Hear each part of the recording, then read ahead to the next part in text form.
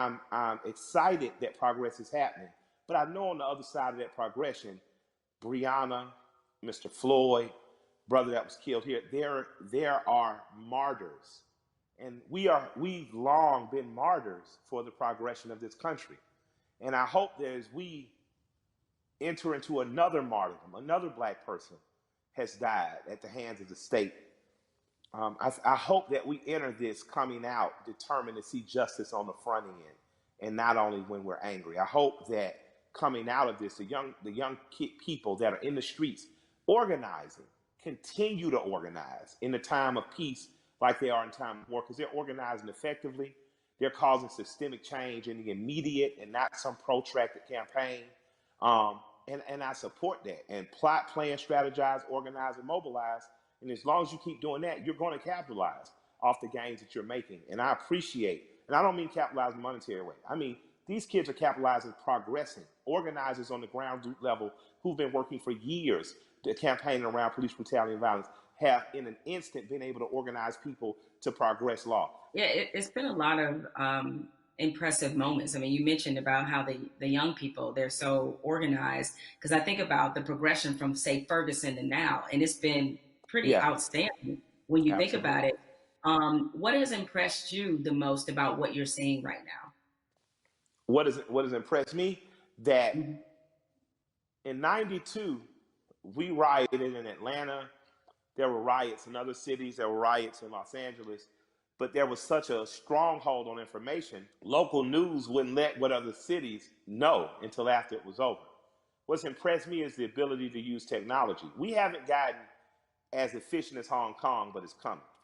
You are seeing at a day and age where in an instant people are able to mob on a place, people are able to say what needs to be said and go and get ghosts. You're seeing in an instant what our grandparents were able to do. And like we have a house party app in which people can sit down on that house party app. You can organize with those 8 people to know what are we going to do in school, what are we going to do in local school boards, what are we going to do with city council. Our grandparents used to have to do that in the basement.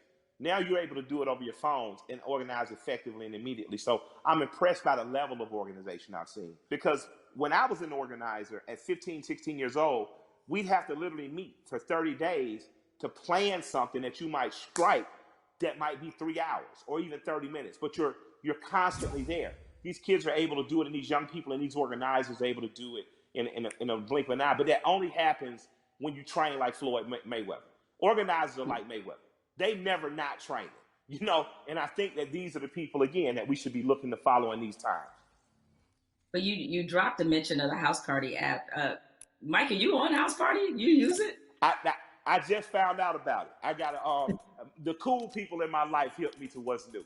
The two apps I'm most interested in right now are House Party, and there's an app called Convos that allows me to speak directly back and forth with people. That's a lot cooler than sometimes Twitter where stuff gets lost in translation. But I'm still over there tweeting with the angry moms and dads. Shouts out to the old folks. I think about where activism was on this issue in particular when Ferguson happened, and looking at it now, and it's while there was definitely a lot of positives that came out of Ferguson, particularly the Black Lives Matter movement. Seeing the level and the difference is that clearly there was a lot of lessons learned there, and they've Yeah. applied them now, and so there it definitely seems much more cohesive, and that's been impressive. What has impressed you about what you're seeing, especially from these young people who really have seemed to seize this moment? What I've seen be most beautiful about this time is kids have the ability and strategizing, organizing, mobilizing. The skateboard kids came in.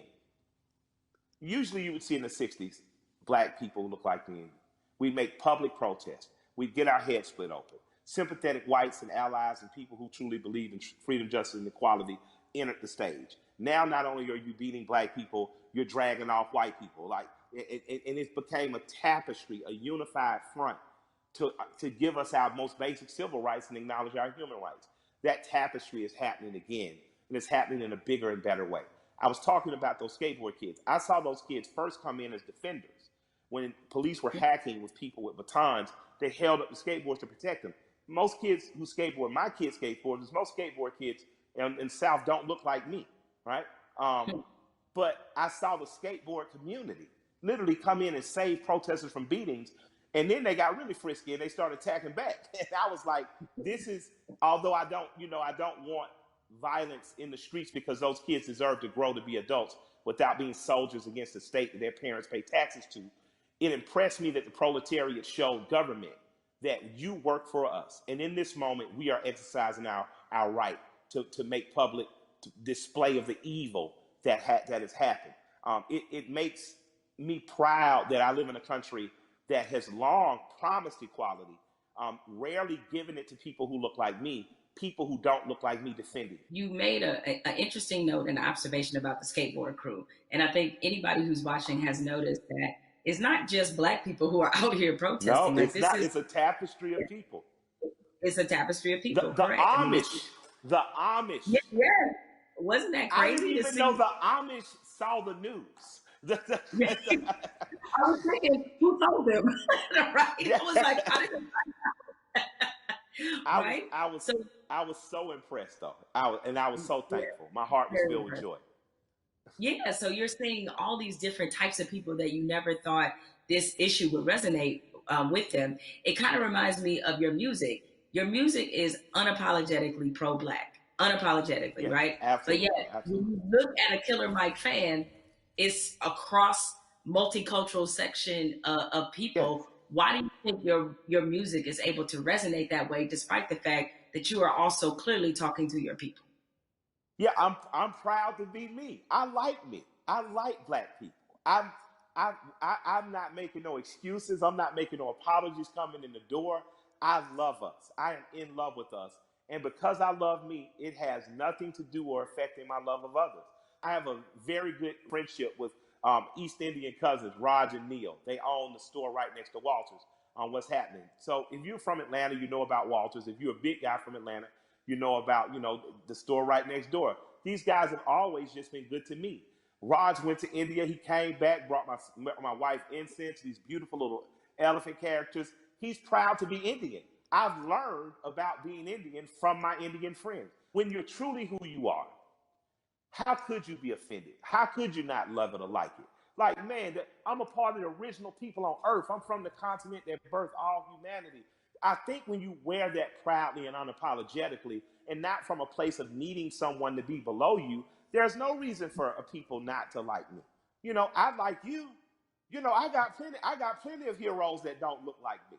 There's a portrait of John Brown on my wall in my basement. I thought he's a hero. He doesn't have to look like me. You know what I mean? But I refuse to act like people who look like me aren't great. I didn't say good. I didn't say good enough. I didn't say equal. I said great. I'm from a great and mighty people. And if you can't accept that, then maybe I'm not for you. But I believe that because I am simply who I am, I believe that that gets accepted. Because you know what? I remember being on a tour bus, and I'm on there with a bunch of Northeasterners because of course, my rap partner's a white guy from Brooklyn. And we're on there and they're watching Swamp People, and everybody's laughing. And I come up and stagger into the front, and I look at it and I start smiling, and I look at the room and say, I got more in common with them than any of y'all. And I just walk to the back. Now, because it's the truth. I'm a Southern boy. My grandparents from Alabama and rural Georgia. I grew up more like people on those shows. So I think across cultural lines and across racial lines, people identify with me, but just because I'm your typical American guy. And I have some special things. I'm not going to deny that I'm special. I was a smart kid, went to Morehouse, had an understanding of some cool stuff. I married a beautiful woman, that helps. But I think that ultimately what resonates with people is that I'm a regular guy. One of my best friends in the world is a white guy from Brooklyn. So I think that people understand that I have the ability not to look past your race or ethnicity, not to look past who you are culturally, but to look at it and love it and learn from it without wanting to co-opt it or be it. What you're talking about in a very succinct and robust way is really allyship, and that's been a Absolutely. word that, yeah, you have a lot of, it sounds like you have a lot of really great allies that are in your life now. In this moment, I've gotten the question constantly, I assume you have too, about how to be an ally. What do I have to do? Right? I've had so many conversations with white people like really good friends of mine in the last Yeah. 2 weeks. Where all right, guys, I appreciate your enthusiasm, but Yeah, but hold on. hold on a second, just relax. But Absolutely. I, with that, nevertheless, that being said, is that what would you say to somebody who wants to not only be an ally but be a good ally? if you want to be a good ally in this moment, white corporation, white person with the means, that's a worthy allyship. On a ground level, if you're just working hard every week, you don't know what to do. You're an electrician, you're a plumber. Grab one young man who doesn't look like you, a young woman, and teach them that trade. That's allyship. Allyship isn't just throwing the money, but if you got the big money, put it towards somewhere. But on a very real and basic level, my son had an accident with a man named Keith. I bought my son a car. My son Malik, with a very pretty girl in the front seat, rear-ended this guy Keith. Um, Calls me. I pull up to Keith and the police officer. I say if he'll allow me to handle this privately, I just don't want to call my insurance company because I had just got in an accident. I drive fast. My son Keith, in good faith, gave me the opportunity to do that, and me and this man became friends. I'm literally friends with this white man who told me about Atlanta pre-white flight and desegregation, who's taught me about fatherhood and the importance of presence in your child's life. That doesn't happen if we're not open for it to happen. So an allyship with white people doesn't have to be an organization of saving the world. But you do have to do what me and Keith did.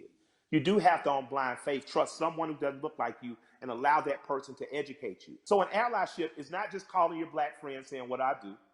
It's going to black organizations that might be local and saying, what am I do? It's calling your friend and saying, what's the next thing you're doing? And I want to be an extra set of hands. Doesn't mean you get to go to the black people meeting, but it does mean that they say, I'm going to feed people on Skid Row. You show up, and you show up with empathy and care, and you do it. And I'm going to tell you, we need doctors in that space. We need lawyers in that space. We need legislators in that space. We need the people who are really empowered to be in that space, because there's some things that need to happen on ground level that once the grassroots people have gotten it here, there needs to be money put behind these things. A lot of the problems that we have now that are erupting could have been solved in 96, 2006, 2016, and all these other years, but we chose not to because we trusted the right thing's going to happen. Right thing's not going to happen unless we make it. And after that, you have the potential to truly be brothers and sisters. You have the potential to be past the letting cultural, national, religious markers evict the fact that I know that I'm talking and I'm with a human being, and at our very core, past any physical difference, my job is to honor the soul of that other human being. So there's no need to have allies because I'm not at war. I truly have a brother and sister. There's no need to have an ally because there's no threat of war. I refuse to send any 18-year-old boy or girl off to die. And that has to be something that's much, much deeper than policy, much, much deeper than the human condition in the last 500 years. We have to get back to that. So that's my humble opinion. I don't know, where that takes white America, but I hope we stay standing up, fighting together. Mike, we've been having this great conversation, and a lot of people watching, they probably want to know, because again, these things happen in flashes where 1 minute we're talking about this, everybody's fired up, everybody's willing to do Yeah, things, and then the next minute, the momentum dies. So how can the people who yeah. are watching now, how can they keep this conversation, this action, this momentum going? Take this conversation, get 8 to 10 people around you, your neighbors and people who live within 10 square miles, and start to see what you can do to affect. And then connect with other people that may be in closer proximity, 30, 40, 50 miles, even another city or places that are doing it right, that are doing it right in other places. Connect with those people and just, if all of us do a little bit, no one has to do a lot. If all of us do a little, if all of us pick a little to do, no one will have to do a lot. That's a word right there. If we all do a little bit, nobody has to do a lot. Has to do a lot, Um, absolutely. Nobody has to do a lot. Mike, I have enjoyed this conversation like I enjoy every conversation with you. I can I certainly love you. talk to you. Yes, it is mutual. The mutual Absolutely. respect and love of society right here. Thank you, Absolutely. and more importantly, thank you for everything you do on the ground. I mean, so many people. I mean, I knew that you tell the truth the way it needs to be told, but a lot of people during this time of crisis have been Yeah, exposed to you and understand that. I mean, you really are for the people. This is I called am. We the People. Absolutely. This is Absolutely. this is you all day long. So thank you for all the work and all the inspiration, all the words, everything that you're adding to this conversation, and more importantly, to this action. With that said, we have to say goodbye, but we don't have to get out of here just yet because I'm gonna toss this on to my brother Okay. Van Jules, who can take it from here.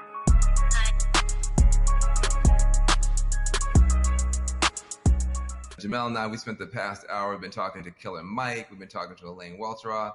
We also got a chance to see that amazing video from Lil Baby. Jamel, what did you get from your conversation with Killer Mike? And more importantly to me, what do you make of this moment that we're in? The one thing you can always expect from Killer Mike is blunt honesty. I think that's why a lot of people look at him as a really credible voice right now.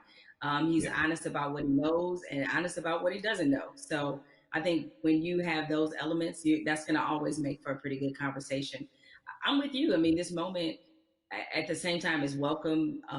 It's also a little bit surreal in terms of what took us so long to get here, to make sure that we're not always starting from ground zero every time we have to have a significant conversation about race in this country. Why do you think it's different this time? Because I mean, there have been videos before, and yet people still now act like they're shocked. Help me understand what's different this time from your point of view. What's your theory? It's two things that I think stood out about the George Floyd video. One, there was no yeah, but. And granted, in my mind, we've seen videos where there was no yeah, but people nevertheless invented a yeah, but. But in this one, there really wasn't one, even if you were Stretch Armstrong trying to stretch and find one, there just wasn't one. What always has just stuck with me is the look on this officer's face as he was kneeling on George Floyd's neck. It was so cold. It was as if this were Thursday. And he showed such little emotion, remorse, any emotion you want to name. He didn't show any of that as he killed a man in the middle of the street with bystanders looking on. So I think that situation, coupled with the fact we had already been reeling from Ahmaud Arbery, we had already been reeling from Breonna Taylor. And even though the situation wasn't fatal, there was definitely a storm of frustration at what happened with Christian Cooper. So this all together leads us to this moment where finally, even the most adamant naysayers who wanted to pretend as if this wasn't a structural problem, what could they say? I mean, there was nothing else that could be said. And I think everybody who was already fed up decided now is the moment, now is the time. The world has slowed down because of COVID-19. If we are going to address this, this needs to happen now. I've never seen 20, 30 million white people asking black people for leadership. That's interesting because they start, well, what do you want me to do? I'm like, well, I don't know. Google is a powerful tool. I don't know. I'm realizing now, though, that this is an honest question. How do you think that we as African Americans and our allies can rise to meet a moment like this and actually accept the fact that we may actually have a couple million new allies? And how do we deal with that? That's new for us. I'm glad you used the word leadership because there's a difference between us being put in a leadership position and us being put in an educational position. The educational part, we are long past, right? Like we don't want to be educating anybody else about race. We're not here to soothe you. We're not here to make you feel better. But leadership is something different. And it looks different depending on how you want us to take that leadership. Certainly, we are accustomed to being a voice on these issues. We're accustomed to setting the agenda. It's fine if we continue to lead in that direction. I think what we're looking for is if this were, a relay race, we want to pass the baton and we want you to be able to say, okay, here's what we've been feeling about this issue. Here's what needs to happen to change it.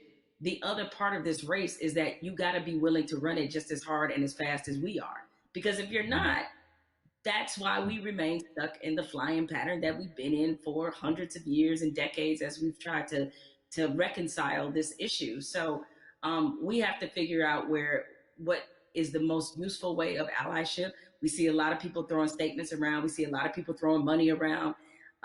We need that to be a focused effort, and more importantly, to be vocal about it. I can't take any more double-sidedness. There can be no more other-siderisms, if I may make up a word, meaning that you give over here and you're a company that is like, yeah, Black Lives Matter, except for in my boardroom where they don't, or except for my organizational chart where they don't.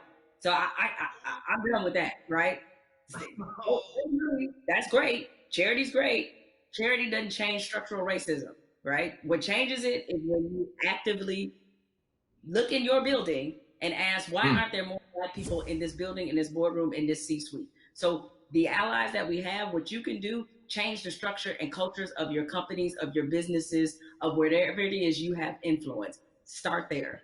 The thing I try to tell people is, it puts us in a no-win situation. I want our white sisters and brothers to be better educated and to care more, but I don't want to have to bear the burden of trying to teach and educate all the time. The reason you pay tuition is because it's costly to educate someone. You coming up to me and saying, educate me, that's costly to me emotionally and from a time point of view. Also, I think we have to be very honest. Nobody would go up to somebody and say, teach me Russian in 5 minutes. And by the way, make me feel good about it. Like, I mean, you wait, hold on a second. Like, you want me to teach you about racism, which is the history of race in America is just as complicated as Russian. And you want me to teach you that in 5 minutes. And also, if I make you feel bad about it in any way, now I got to be your therapist too. And like you said, soothe you or whatever. That's got to stop. I would love for somebody to come to me and say, I made my whole family watch the 13th and read the new Jim Crow and read White Fragility. And we had a question on page 52. Now, hey, we can have that conversation all day long because you're doing your homework, but don't flop on me like you never heard of Google. If you want to know about cryptocurrencies or whatever, you find that stuff out before any Black person ever heard of it. So I'm sure you can educate yourself about anything you want to know. I have to say something to you because I've never gotten a chance to talk to you. I feel like I know you because I'm such a big, mad, crazy Stan and fan. But I love you to death. I just am so proud of you. I'm saying proud of you almost as Patrick. I am so proud that you exist. Where do you find the strength to continue to do what you're doing and say what you're saying, even in the face of opposition, to the point where now the whole world has to listen to you? Where did you find the strength when they weren't listening? I guess maybe this is just part of the Black woman's condition is that we don't know any other way. And most of us, I come from a line of Black women who were just like this. My mother's like this. My grandmother was like this, where it's the old phrase we've all used as Black people, making a way out of no way. And scream until they hear you. You know what I'm saying? Is that because the opposite, to do the opposite of that is what? Is that I can't even afford to do that. I don't know any other mode but to fight for what's right, but to try to stand on the right side of history, but to speak for people who don't have a voice or a platform as large as mine because somebody did it for me. What advice do you have for people who want to have these conversations, maybe not as well spoken, not as well read as you might be, but who really are sincere and want to have a conversation? I think you have to start from a point of honesty and being real about what some of your beliefs, prejudice, biases are, where they come from, why you learned them.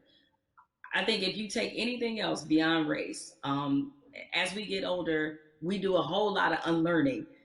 Young folks, when you get to like your 30s, you do a whole lot of that, right? But yeah, my advice is to always start from the point of truth and honesty and self-awareness. And you'd be surprised what you can get accomplished just by digging into those things. I mean, if you know you come from a racist background or if you come from where race was talking about a certain way, be honest about what those conversations were and what they taught you. And ask yourself, is this the kind of person that you really want to be? Yeah, I feel like there's a 21st century mindset and a 21st century skill set that, everybody's going to need a mindset of empathy. I mean, we're going to be dealing with, people, every color, flavor, every kind of human being ever born. We all have to deal with each other now because of the internet, because of just the world economy. You're going to be competing against people in China and Nigeria. That's just the world. So you have to have a mindset of empathy to really try to understand where people are coming from. You have to have a skill set of listening. If you understand this conversation, you can talk to Black folk and brown folk and Muslims, everybody else. So we're trying to confer a benefit to you. We're trying to make you better. It'll make my life better, but it'll make your life better too. Now, what charity are you supporting? Well, as some people can maybe see my T-shirt, it says "Support Black Journalists." Right? The lack of still Black journalists in most newsrooms is pretty appalling. What changed my life and what got me really on the right path in this business was being a member of the National Association of Black Journalists. NABJ is the largest minority journalism organization in the country. The development, the networking, job fair, internships, scholarships, what happens there has changed lives. You know, it changed a lot of people's careers. I mean, people like you, Van, and everybody you want to think of, Roland Martin, Soledad O'Brien. It's just a number of people, Michael Wilbon, that are a part of this organization and have been able to build legacies there. And so it's on us to, again, usher in this next generation of young journalists who, I get it right now, feeling really discouraged when they look at not just what a lot of newsrooms look like, a lot of networks look like, but also we're under the under the shadow of a pandemic right now. So there's a lot of journalists who have lost their jobs. A lot of companies are downsizing. They need a reason to believe and to be in this business. And so NABJ has done so much for my career and continues to do that for others. So that's the charity that I support and the organization that has changed my life and that of many others. Well, listen, I second that, third that, and fourth that. NABJ is a beautiful organization. I've got groups I want to support as well. But what I want to say to you is just thank you for your light, for your leadership, for your courage, for your entrepreneurship, for your T-shirts and all that type of stuff. Make sure to support the sister businesses, and let's keep this conversation going. Much love to you. Thank you, Van. This is a pleasure. I got good news for you. I got bad news for you. The good news is that people are activating all around the world, all across the planet for change. That is a powerful moment. Here's the bad news. Unfortunately, this is not a one answer fixes everything situation. We're talking about systemic problems, which means it's not just one law or one person. You need 360 degrees of change to shift to get the outcome that's right. But we can get there if we keep talking, if we keep working, if we keep building. And if we do that, we can reshape America. That can be done. It's been done in the past. We can move the whole world in a better direction. So I hope that your cell phone right now is full of screenshots of these tools that we've been trying to give you to continue taking action from this virtual town hall. When the stream ends, the conversation should not end. We got to keep pushing. We got to keep going. We are in an important moment in history. And what you do is going to determine the outcome. 2020 is going to be talked about for 20 years, 100 years, maybe 1,000 years. But the future's not written. It's up to what you and I do and what you and I decide is going to happen. So I want to give a special thanks to the powerful voices that we've had, Elaine Welteroth, Killer Mike, Jamel Hill. Make sure you visit 50percentpledge.org to learn more about the power of money. Also visit my organization, reformalliance.com. We're trying to make a change. Let's be about it, not just talk about it. I'm Van Jones.